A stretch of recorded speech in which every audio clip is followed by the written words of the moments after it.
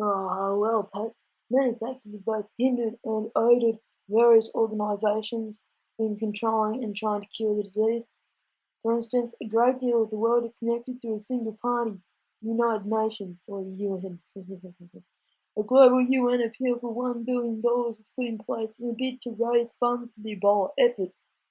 386 million has already been given by the government and agencies, with 225.8 million more promised. The UN has also provided human aid in the affected area, which is much needed. Even still, whilst countries are scared of the Ebola risk, governments are not willing to risk men and resources if it can be avoided. This is majorly because of the common trend of debt throughout the world. The USA, for example, is in $17.8 trillion of debt. Another factor hindering our efforts is air travel. For example, 24 flights carrying an average of 4 people from Ebola-infected countries, along with other passengers, arrive at New York JFK every day. With the world connected by air travel, it seems the only true way to isolate a country is to close its borders completely. Countries are wary of doing so, as travel and communication is such a key part of our modern world. The United States government also argues that closing borders will not cure the disease, but rather turn Africa into an isolated morgue. The final major problem hindering the effort of controlling the disease is the people and conditions of West Africa. The communities of West Africa are quite dangerous for aid workers. Villagers do not trust the government or the international community, believing Ebola is deliberately introduced by white people to kill off black people and harvest their organs. In fact, the villagers are so unhappy that some stoned 8 aid workers to death who were trying to educate the village about the virus. These type of people also attack health centers with rocks and sticks. Yes, very dangerous weaponry is being used over there. It seems many communities do not want to stand side by side with the governments to help fight Ebola, but rather stop them. And I say to them, genius.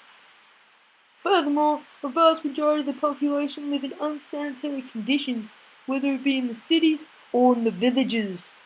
Even still, the countries affected have small healthcare systems that are not sufficient in themselves for treating of Ebola, and with very little funding from the government due to the country's weak economy, cannot be upgraded.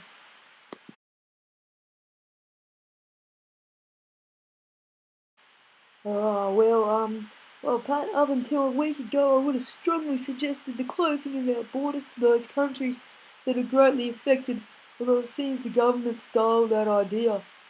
This new legislation at present should not have much effect on the Australian economy. However, for those avid travellers, you guys will not be able to experience the beautiful nations of Guinea, Sierra Leone, and Liberia. Obviously, we cannot control the money that governments choose to spend on the effort. However, we can do minor things to help, such as donating to the UN Global Appeal.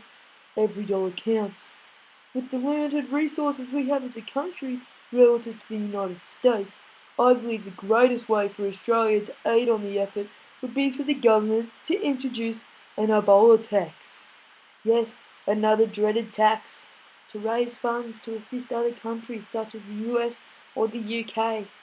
I propose this tax would cost the individual $1 or to $10 per week depending on their income bracket. This means that for those of you who may be tight with your money, you may have to give up a few more dollars each week. For now though, I believe the greatest plan will be to isolate West Africa completely whilst vaccines are developed.